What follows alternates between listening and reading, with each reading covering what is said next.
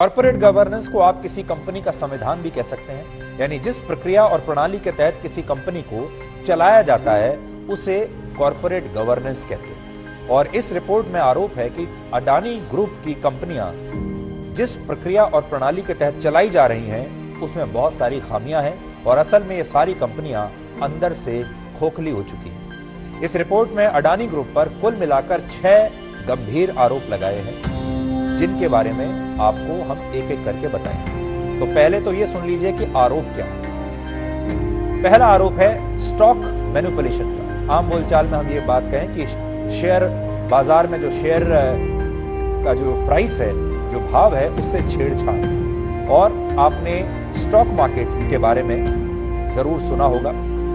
ये वही वाला स्टॉक मार्केट है जिसके बारे में ये आरोप लगाया गया है। अगर आप अब भी नहीं समझे तो एक उदाहरण से आपको बताते हैं। मान लीजिए आप अपने दोस्त के साथ एक 50-50 पार्टनरशिप में एक नई कंपनी शुरू करते हैं जिसमें 50% आपका है, 50% आपके दोस्त का है। तो इससे उस कंपनी में आपकी जो हिस्सेदारी होगी, यानी आपकी जो इक्विटी होगी, उसे स्टॉक कहते हैं। लेकिन सोचिए भविष्य में अगर ये कंपनी बहुत बड़ी बन जाती है और आप चाहते हैं कि आम लोग भी आपकी इस कंपनी में शेयर खरीदें और आपके हिस्सेदार बन जाएं, तो इसके लिए आप अपनी कंपनी के कुछ स्टॉक्स यानी कुछ शेयर्स स्टॉक मार्केट में रिलीज कर देंगे। और जब आम जनता इन शेयर्स को खरीदेगी तो इससे आपकी कंपनी में कुछ हिस्सा शेयर्स के रूप में आम जनता का हो जाएगा।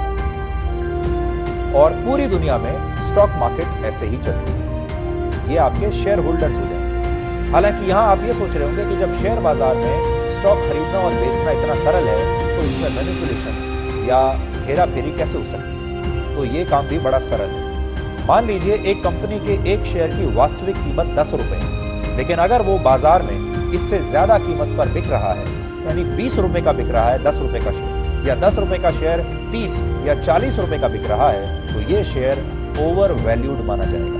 यानी इस शेयर की कीमत कम है लेकिन बाजार भाव ज्यादा है, यानी अपनी वैल्यू से ज्यादा पर बिक रहा है, अपनी कीमत से ज्यादा पर बिक रहा है।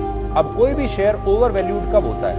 जब उसकी डिमांड ज्यादा होती है और सप्लाई कम होती है। इसे ऐसे समझिए कि मान लीजिए आपके घर में जो आलू आता है, आलू 15 रुपए किलो है, लेकिन उसकी डिमांड ज्यादा होने की वजह से वो 30 रुपए या इससे भी ज्यादा कीमत में बिक रहा है। और कई बार ऐसा होता भी है, आप खरीद कर लाते हैं वही 15 रुपए का आलू आप 30 या 40 रुपए में खरीदते हैं। अब डिमांड एक ही तरीके से बढ़ती है और वो तरीका ये है कि अगर सप्लाई कम हो तो डिमांड बढ़ जाती है। यानी अगर कोई शेयर निर्धारित है, उनकी जो सप्लाई है वो लिमिटेड है, लेकिन खरीदने वाले लोगों की संख्या ज्यादा हो जाए तो उसकी डिमांड बढ़ जाती है। लेकिन इसे मैनिपुलेशन या हेराफेरी नहीं माना जाएगा।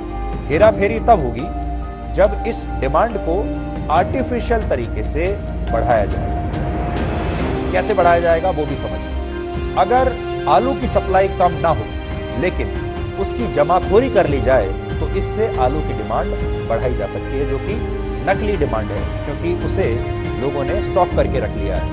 और स्टॉक मार्केट में भी कई बार ऐसा ही होता है। कंपनियां अपने स्टॉक की डिमांड बढ़ाने के लिए खुद ही अपने शेयर्स खरीद लेती हैं दूसरी कंपनियों के नाम पर, और वो कंपनियां भी उन्हीं की होती हैं। और इससे जब लोगों को ऐसा लगता है कि उस कंपनी के शेयर्स की डिमांड बाजार में बहुत ज्यादा है तो वो शेयर ओवर वैल्यूड हो जाता है। और हिंडनबर्ग ने गौतम अडानी की कंपनियों पर ऐसा ही करने के आरोप लगाए हैं।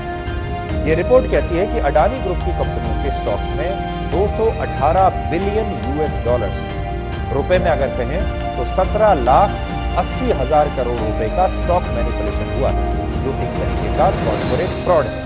इसके अलावा इस रिपोर्ट में लिखा है कि सितंबर 2022 तक अडानी ग्रुप की कंपनियों का टोटल मार्केट कैप लगभग 20 लाख करोड़ रुपए हो गया था और इसमें ज्यादातर वृद्धि पिछले 2 से 3 वर्षों में ही हुई है। और इसकी वजह से पिछले 2.5 वर्ष में गौतम अडानी की जो संपत्ति है, वेल्थ है, वो 13 गुना बढ़ गई है। यानी पिछले 2-2.5 वर्षों में ऐसा क्या हुआ कि गौतम अडानी इतने लगातार बिल्कुल रॉकेट की तरह ऊपर जा रहे हैं और वो दुनिया के दूसरे सबसे अमीर व्यक्ति हो गए।